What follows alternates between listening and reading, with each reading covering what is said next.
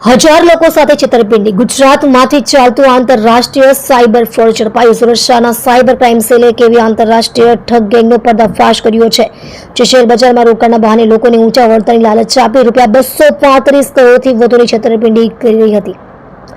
અહીં માત્ર બેંક ટ્રાન્ઝેક્શનથી નહીં, પરંતુ આંગળીયા મારફતે પણ અંદાજે ₹100 કરોડ જેટલો નાણાકીય વ્યવહાર કરાયા હોવાનું સામે આવ્યું છે.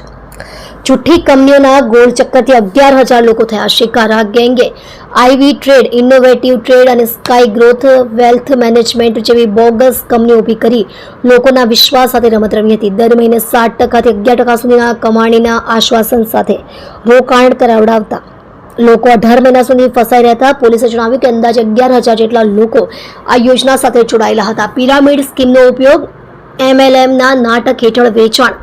આ છેતરપિંડી મલ્ટીલેવલ માર્કેટિંગ MLM પદ્ધતિ પર આધારિત હતી. અહીં જૂના સભ્યોએ નવા સભ્યો લાવવા માટે પ્રોત્સાહિત કરવામાં આવતા અને તેમને રેન્ક આપવામાં આવતી હતી. બ્રોન્ઝ $25,000, અંદાજે 20,85,000.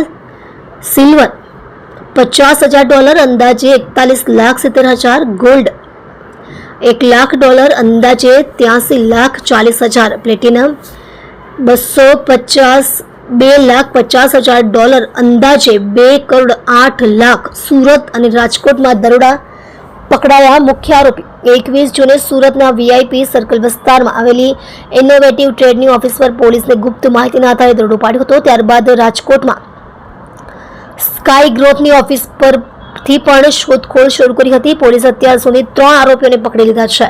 ડેનિશ ઉર્ફે હેમલ ધાનક રાજકોટ, જયસુખ પટેલ સુરત, યશ પટોળિયા સુરત તેમજ વધુ 11 લોકો ફરાર છે, જેમાં કેટલાક મુખ્ય આરોપી દુબઈ ભાગી ગયા છે.